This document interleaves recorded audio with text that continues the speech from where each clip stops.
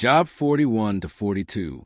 Can you pull a leviathan with a fishhook, or tie down its tongue with a rope? Can you put a cord through its nose, or pierce its jaw with a hook? Will it keep begging you for mercy? Will it speak to you with gentle words?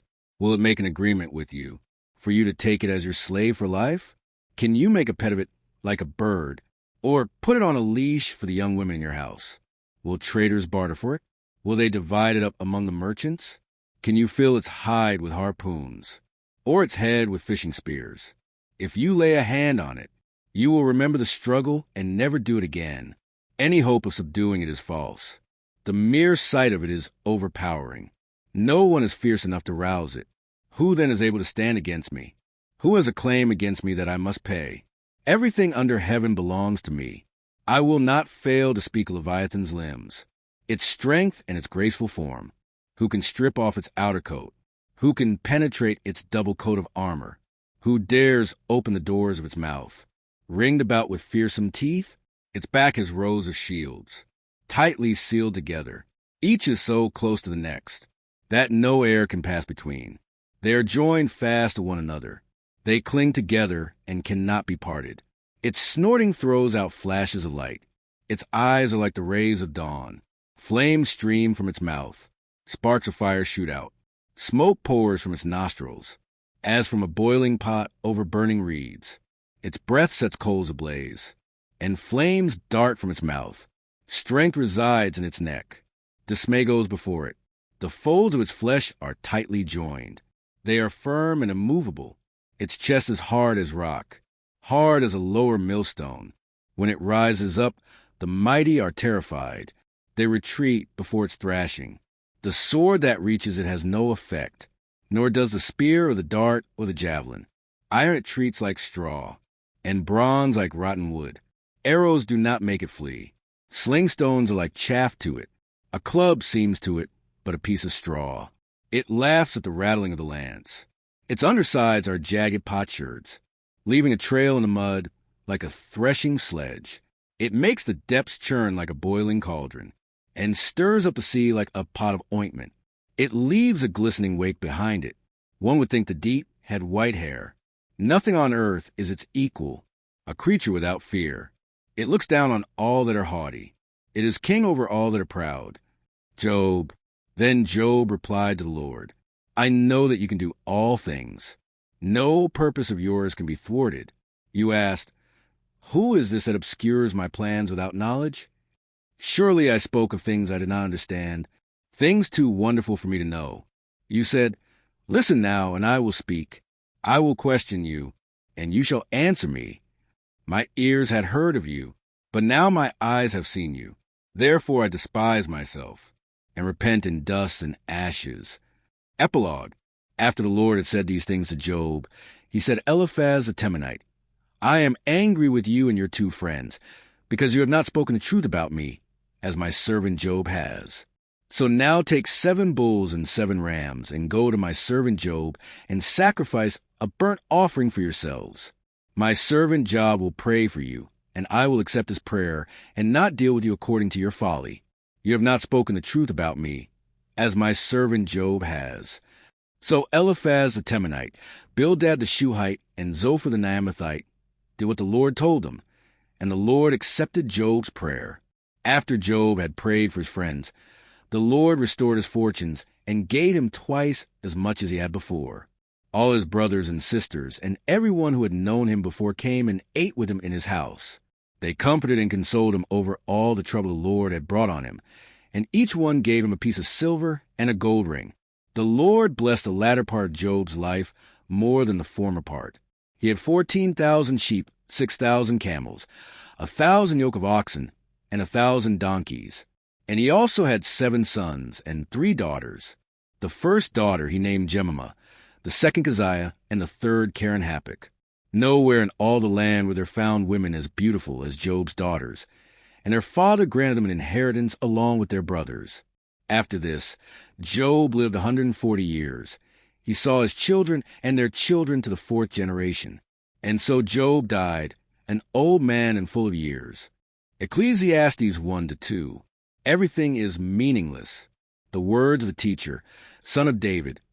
King in Jerusalem. Meaningless, meaningless, says the teacher. Utterly meaningless.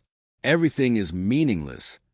What do people gain from all their labors, at which they toil under the sun? Generations come and generations go, but the earth remains forever. The sun rises and the sun sets, and hurries back to where it rises. The wind blows to the south, and turns to the north. Round and round it goes, ever returning on its course. All streams flow into the sea, yet the sea is never full. To the place the streams come from, there they return again. All things are wearisome. More than one can say.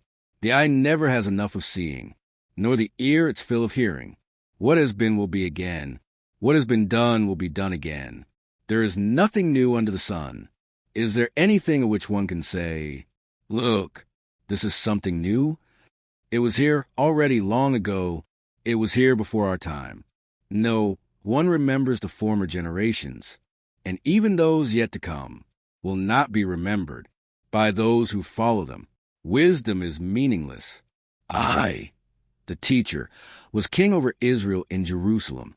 I applied my mind to study and to explore by wisdom all that is done under the heavens. What a heavy burden God has laid on mankind. I have seen all the things that are done under the sun. All of them are meaningless, a chasing after the wind. What is crooked cannot be straightened. What is lacking cannot be counted. I said to myself, "Look, I have increased in wisdom more than anyone who has ruled over Jerusalem before me. I have experienced much of wisdom and knowledge." Then I applied myself to the understanding of wisdom, and also of madness and folly. But I learned that this, too, is a chasing after the wind. For with much wisdom comes much sorrow. The more knowledge, the more grief. Pleasures are meaningless. I said to myself, "Come now, I will test you with pleasure to find out what is good." But that also proved to be meaningless. Laughter, I said, is madness. And what does pleasure accomplish? I tried cheering myself with wine and embracing folly. My mind still guided me with wisdom. I wanted to see what was good for people to do under the heavens during the few days of their lives. I undertook great projects. I built houses for myself and planted vineyards. I made gardens and parks and planted all kinds of fruit trees in them. I made reservoirs to water groves of flourishing trees. I bought male and female slaves and had other slaves who were born in my house. I also owned more herds and flocks than anyone in Jerusalem before me.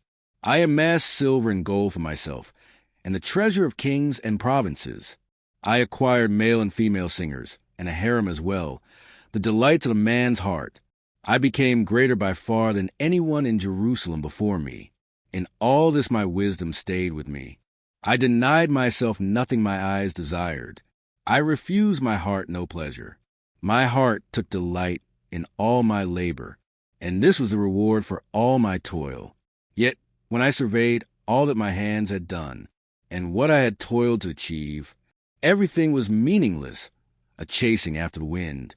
Nothing was gained under the sun. Wisdom and folly are meaningless. Then I turned my thoughts to consider wisdom, and also madness and folly. What more can the king's successor do than what has already been done? I saw that wisdom is better than folly, just as light is better than darkness. The wise have eyes in their heads, while the fool walks in the darkness. But I came to realize that the same fate overtakes them both. Then I said to myself, "The fate of the fool will overtake me also. What then do I gain by being wise?" I said to myself, "This too is meaningless. For the wise, like the fool, will not be long remembered.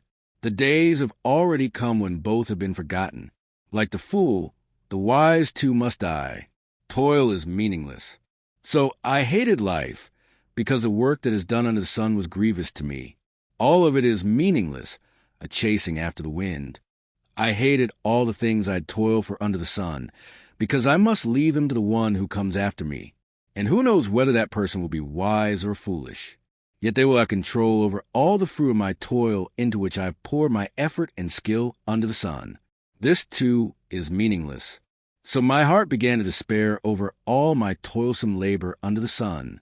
For a person may labor with wisdom, knowledge, and skill, and then they must leave all they own to another who has not toiled for it. This too is meaningless and a great misfortune. What do people get for all the toil and anxious striving with which they labor under the sun? All their days their work is grief and pain. Even at night their minds do not rest. This too is meaningless. A person can do nothing better than to eat and drink and find satisfaction in their own toil. This too, I see, is from the hand of God, for without him, who can eat or find enjoyment? To the person who pleases him, God gives wisdom, knowledge, and happiness. But to the sinner, he gives the task of gathering and storing up wealth to hand it over to one who pleases God. This too is meaningless, a chasing after the wind.